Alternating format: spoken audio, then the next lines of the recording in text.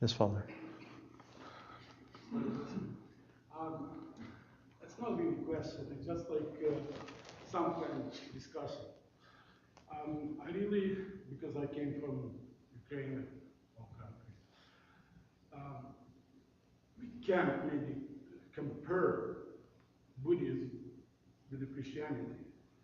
Mm-hmm. We can't compare any meditation what people are doing, because mostly what they do, they just sit, close mind from like completely from the world, and that's it. But what we do, Right. we just put in our mind, in our heart, and you're talking in your house, close the door in your heart, Mm-hmm. and you're talking to the Christ all the time, Yep. very loudly, very crying, and you're really talking, Mm-hmm. and you're never silent because you're talking.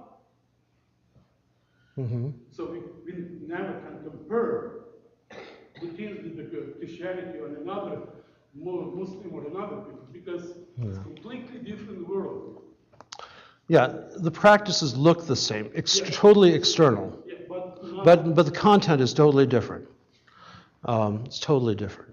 So, that what you point out is correct. It's a false comparison. But we do. But the whole point is to sit and focus on the presence of God. That's not what the Buddhists do at all. So. and this is it's really funny what's happening in the world. For example, we have Protestant, we have Evangelists, we have Muslims, and it's so funny. They come to our church, but everything what they see, what they do, it's only a sign for that. They take in wine, they take in bread, they see the cross, they see the icon, but it's not power forever for them. It doesn't work. For us, it doesn't matter. We just come to the church, icon, cross, wine, everything. It makes sense. Mm-hmm. It's power all the time. The water became the holy, and you're using that water all the time. You use it like holy power. Mm-hmm. So in that case, I really believe this is very dangerous to compare ourselves to any meditation in the world what they do, because it's not even, never. Mm-hmm. Yeah. So it's completely different way. One thing about the evangelicals, though, is when maybe at first they don't understand what these things are, but then they can learn. I have a friend in Moscow, Father Dmitry Smirnov, who's he's on the radio, he's all on TV, he's a kind of big-time preacher. He says, evangelicals? I love evangelicals. They're all future Orthodox. Because, he says, the Protestant missionaries come and they bring these people to Jesus. Well, very good. And then they realize in their souls that this evangelicalism is not what Christianity is supposed to be. And so they come to us. So, please. Is it common when you're in a deep silence to go somewhere else? Like to not really be transported, but have kind of layers peeled back, Yep. and you see, different variances of light and brightness? It can, but you also have to be very careful that you're not playing with your imagination. Because there's a level, there are levels of consciousness. And one of those levels of consciousness is the imaginal realm. And it can be anything from, different, perceptions of light and things like that to images and other kinds of things. And where we want to go is purely into presence. And we don't imagine the presence of God. We enter into our awareness of that presence of God, and let that be that's the focal point of our attention. for people who've used psychedelics, for example, what that does is it excites the imaginal level. It's all part of the brain, rational consciousness. And so, like, I know one kid who he thought he was doing contemplative prayer and meditating, but all he was doing was engaging. I mean, it was like an LSD trip without benefit of substance,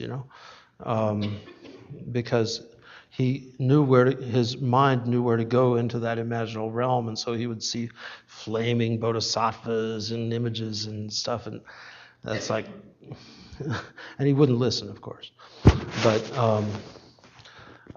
it's really so there's going to be problems if there's any history of psychotropic drugs, but for most of us, all we need to do is just quiet our mind and it's actually a prayer of surrender, of surrendering ourself to God completely. And first we remember that God is present. Then we are aware of His presence. In other words, we remember that it's rational. We remember that God is present. Then that awareness of God's presence takes over. Then eventually, there's only God. It's only God.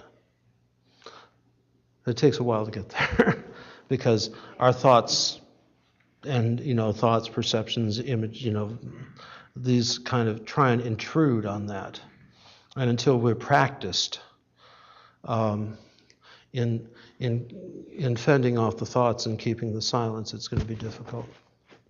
Has anybody here read Thomas Keating?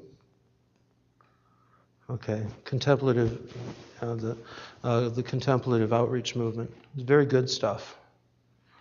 Very good stuff. There's also there are a couple of outstanding books by an Augustinian priest from Villanova University by the name of Martin Laird.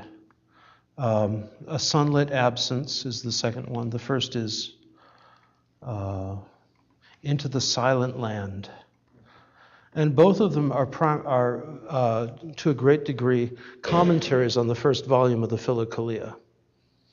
But he also teaches undergraduates, so he has some great terminology, like mind tripping on our inner videos. I love that. But how descriptive that is, when we get all caught up in our thoughts, we have these inner videos that keep playing and playing and playing, and so we go mind tripping on our inner videos. I love that. But Martin Laird is really an outstanding author in relation to this. Also, Anthony Bloom.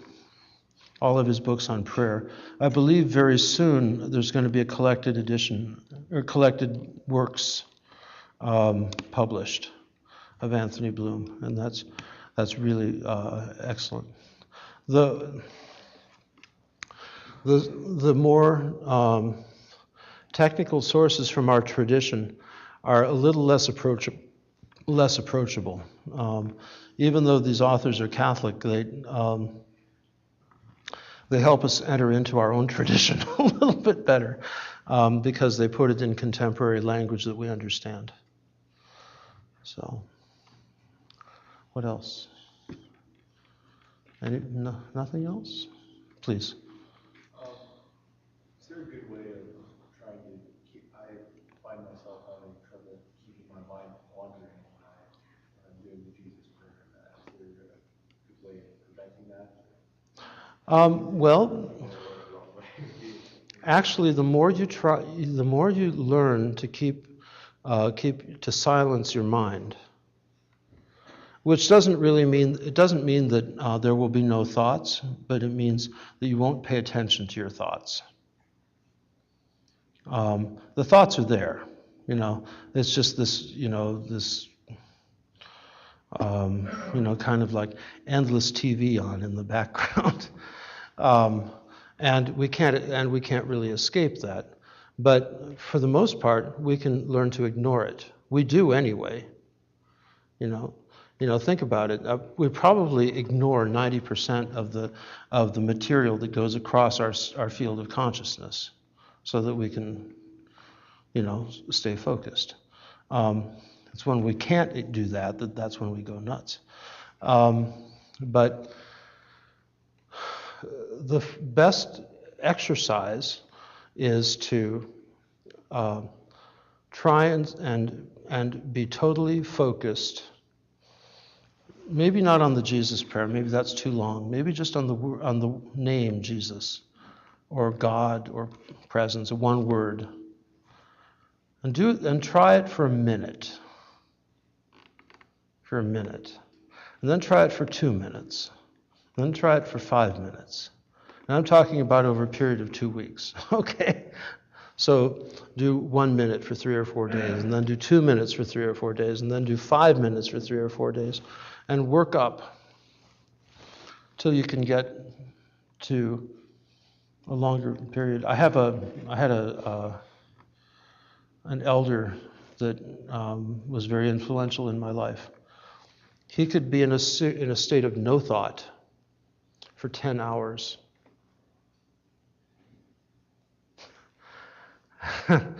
It's almost inconceivable to me. 10 hours. Yeah. What would you say to be the relationship between, and forgive me, I understand the value of the Jesus prayer, but I want to know what the relationship between that and your everyday discipline of prayer. Mm-hmm. Saying the Lord's Prayer, and for example, I want to pray for my family, I want to pray for the deceased, and so on and so forth. Well, they're different. One sounds like it's rather egocentric in a way, Mm-hmm. and you don't want it to become that. Right. The other one involves your relationship to other people. Right. Well, you need to do both. You need balance. Yeah. And so it's important, do your rule. If you have a rule of doing like the daily, morning and evening prayers and the intercessions, and you have your commemoration book, do those. And then do the Jesus prayer. Now, there comes a point where you can begin to use the Jesus prayer for the intercessions. Have you all read or heard of Saint Silouan? Okay. Have you read the book, the big yellow book? In one place it talks about how he did intercessory prayer. He would enter into the presence of God and bring these people to remembrance.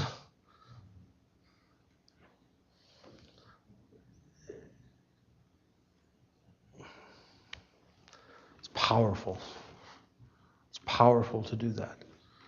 But sometimes we can do that, and St. Silouan was a monk who was well practiced in that, So sometimes it's just much easier for us to kind of sit with our, stay with our pomyanik and say, Lord Jesus Christ, have mercy on me. But it's it can be a great trap, though. We've got to make sure that we're not telling God what to do. Just have mercy on so-and-so, he knows. And have mercy, here again, it's very important, that does not mean just grant clemency to, that's our cultural sense of have mercy on, right? Grant clemency to. It's pouring out the oil of your grace. That's Kyrie eleison. That eleos of the oil of his mercy, the oil of his compassion and his love. So it's poured out like oil on our heads. So the daily disciplines of prayer are good, but the Jesus prayer can then supplement and actually will deepen that.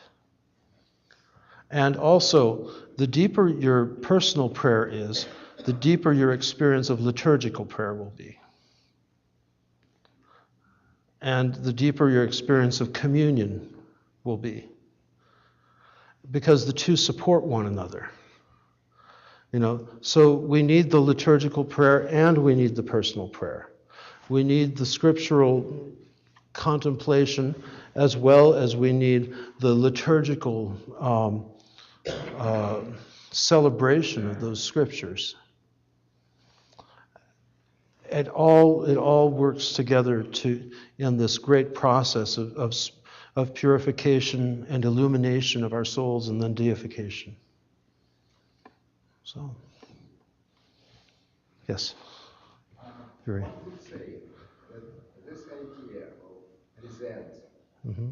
and don't react, this is only indifference.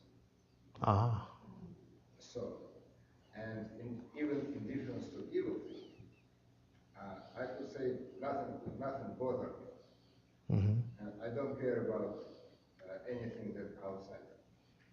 Where is the border between this spiritual stillness Mm-hmm. and indifference to evil? Mm-hmm. Well, the thing is, it's about not reacting in an irrational way. You see, when we confront evil, when we confront these things, we need to react. We need to not react in a, kind of an impulsive way, but we need to be able to respond in an intelligent way. And this is the difference. To simply be totally passive, that's not where we want to go. But to be able to rationally respond to whatever confronts us in an intelligent and thoughtful way is really what we're after. But in a way that doesn't have a whole lot of emotional content to it. In other words, to be peaceful about it instead of irrational. And so it can look like indifference. This would be another, one of those comparisons with Buddhism. I mean, that with Zen, for example, that would be where they would go, is indifference. Just total passivity. For us, that's not at all what we're after. It's one of the it's a radical difference, but rather this intelligent response. Father? I think there's in our tradition, perhaps a hesitancy about silence, engaging. Mm-hmm. And I wonder if you could talk a little bit about that, because there is an image of Eastern mysticism as this kind of meditation, silence, and the dangers of that. But how we can approach that in a way which is thoroughly orthodox and not be worried or concerned about. Well, I mean, I think don't forget, Orthodoxy is an Eastern religion. Okay? And its roots are in Palestine and in Syria, and so it's not a Western. Orthodox Christianity is not Western, and there is it's a very different ethos. And part of the problem with, in our society, here again, it doesn't matter if you were raised, totally in an Orthodox environment with Orthodox family and all around. Still, by our culture, we have this kind of cultural religion is basically evangelical Protestant, with all of its presuppositions and the words are defined by the Protestants for us. We have to work really hard as Orthodox Christians to redefine all of these Protestant terms, or all of these terms which the Protestants give a certain meaning. Of course, that's all a rational, intellectual level of things. The West is absolutely. The West does not understand this distinction between the rational mind and the nous. Just think about it culturally. When you talk about the heart in our culture, what does it mean? It's the emotions, right? That's not at all what the fathers talk about when they talk about the heart. The emotions are part of the rational mind. And so there's a lot of these prejudices against Eastern mysticism and things like that, even the Christian form of it, are basically coming from these from a rationalist reduction of Christianity. See, this is our critique of the West, that it's a rationalist reduction, and has lost that mystical, and indeed persecuted the mystical tradition, trying to eradicate it. If you want, look at the Presbyterians. I mean, they eradicated any mystical content in reality. I mean, to a great degree. It's very strange. It's this very cold, rationalist system. At least Orthodox Presbyterianism. And so we don't have that. The very heart and soul of our tradition is the practice of stillness, of hesychasm. Is there a danger to it if we go overboard? But I think the danger is even greater if we don't take advantage of it, because then our spiritual life will be a flat, one-dimensional rationalist reduction. And who needs that? So, okay? Yes?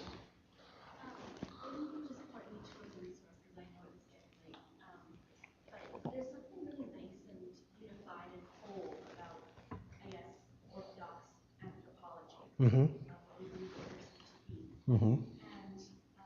And you've used the word rational in several different ways this Mm-hmm. evening. And is there a resource you would point me toward that would kind of maybe talk about the slices that we have, that we compartmentalize the modern human being into, and we kind of rework them in an Orthodox way? I mean, and we Mhm. have them in different traditions of Christianity. Right. How does Orthodoxy deal with emotions, for example, Right. where in some forms of evangelicalism, like Pentecostalism, it's blown out of proportion, Absolutely. and in other ways it's suppressed so that we don't recognize Mhm. that as being a valid part of our experience. And similarly with intellect and rationality and all Mhm. these different things. But then there's also, for example, in Pentecostalism, couldn't you also understand speaking in tongues as non-conceptual prayer? Akin to silence, akin to the practice of silence. It's interesting. I think probably the best set of resources is the works of Euthymius Vlachos. He wrote, the first book that came out was about 15 years ago, 20 years ago, A Night in the Desert of the Holy Mountain. And it's very beautiful. There's another book which I think is really seminal in this. It's called Orthodox Psychotherapy. And I think, what's his name? Hadji Nicolau in Montreal has the distribution rights for Canada and all of that stuff. There's also a really interesting set of books from a much more secular but Orthodox author by the name of Markides. Kyriakos Markides. Mountain of Silence is the first one, and Gifts from the Desert is the second one. And he's interesting. He's Cypriot, and he moved to the States, and he lost his faith, became a professor of religion, and was doing research on shamanism and the continuity of shamanism in Greece, in folk religion. And so he was, with all of these various kind of weird, the Ukrainians have them too, by the way, the folk doctors. Dangerous stuff. But very interesting.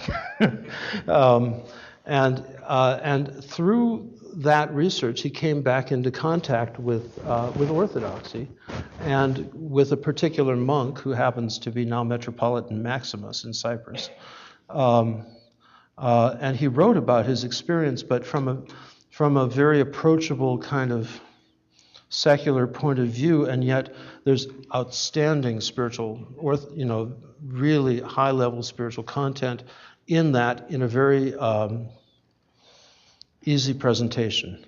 The Philokalia is really hard to read. It's all technical language, and it's basically, the Philokalia is a handbook for monastic spiritual fathers. And unless you're a monastic spiritual fathers, I don't recommend it. I am a monastic spiritual father, so I figure I can try and make heads and tails of it sometimes.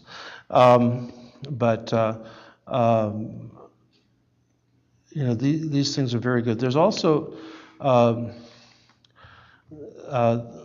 are a number of books. If you look, look in Haji Nicolaou's catalog on spirituality. I mean, he could point you to some really good stuff. It's better than Amazon or whatever. I don't know. You have Amazon up here, I guess. Yeah. So those should help. Vlachos and Markides and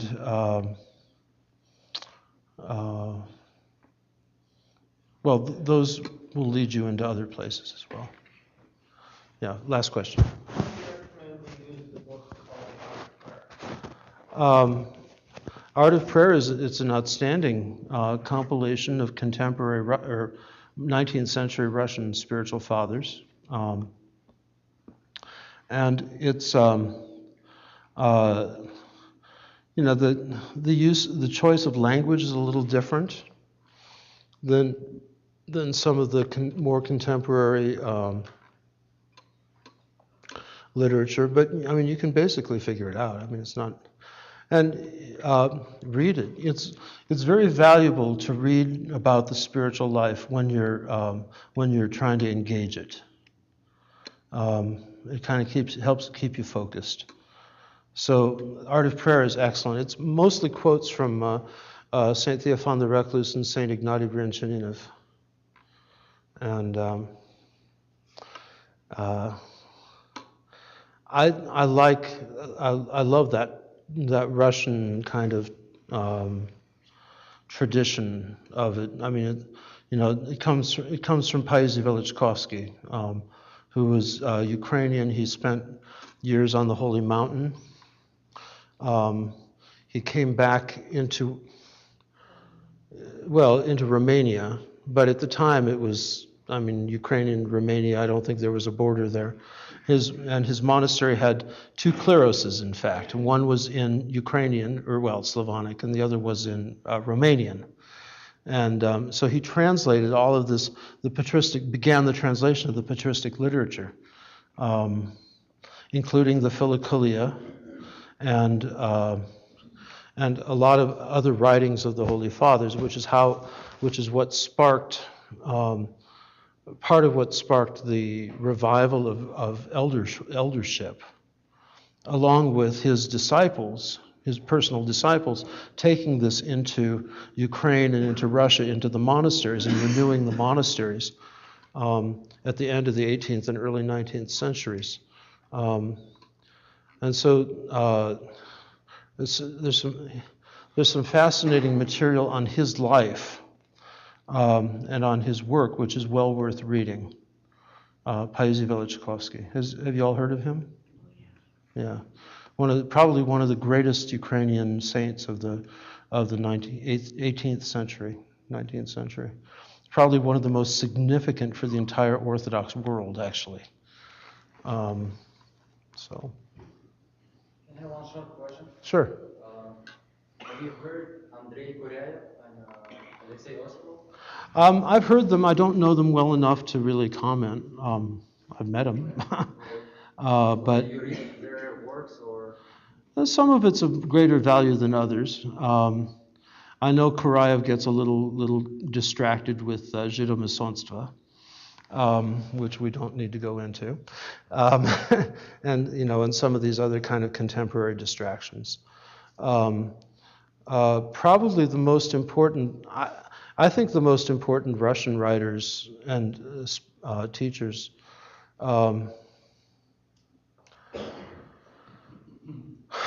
Well, I mean, I always go back to Theophan the Recluse and Ignatiy Brinchinov. And it's interesting. Saint Ignatiy, he's stone cold sober. Absolutely no visions, no feelings, no nothing. You just do your prayer rule and that's it. And then he writes about battle with the unseen spirits. And that's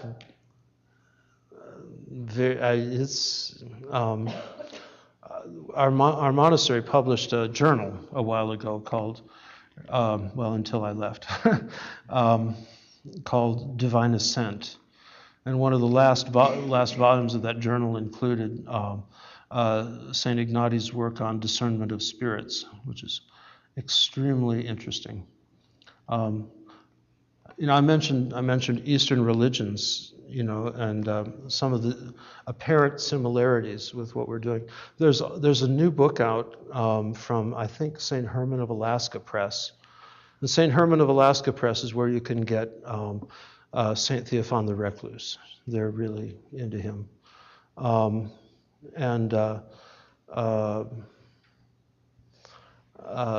there's a book, the title is something like The Elder, the Guru, and the Young Man. And it's about essentially the redemption of some young guy who had gotten involved in Eastern religion, and how he went back to Elder Paisios of the Holy Mountain, who healed him. That's a powerful book. It's an extremely powerful book. So if you've had any involvement with Eastern religions, it might be something of interest. So, okay. Thank you very much. Thank you, Vladika, for sharing this workshop with all of us. It was very interesting and very informative. Thank you for this great opportunity. Oh, my joy. There's coffee downstairs, and you can ask some more questions. Mm-hmm. So let's close with the distribute. Mm-hmm. Just one question. My daughter works with very handicapped people. Uh-huh. They are mentality between 2 years old, but they are adults, and she always calls them God's children. Yes. They have not a sin in their body, mm-hmm. because they don't know what the sin is. They accept everything that's done for them with gratitude, sort of. They are never get upset or anything. And yet some people call them that they are products of sin and they are the punishment. Mm-hmm. Which is the right view? I think they're God's children who are beautiful in the sight of God. She will be very happy to hear that's Betty. Okay. She will be very happy to hear that because she always defends them and she just loves them to bits, and she won't work with anybody else because these are the God's children. Thank you for sharing that. Did you all hear the question? Okay. This lady has a daughter who works with severely handicapped adults who have a kind of mental age of 3 to 5 years old. And she calls them God's children. God's beloved, because they have no sin in them. They don't even, they can't sin, you know. I mean, there's no, you know, they're just pure and thankful and grateful and beautiful. And yet some people call them the products of sin and being punished for other people's sins. And this is that cultural thing. And we say, no, these are beautiful children of God whose lives are precious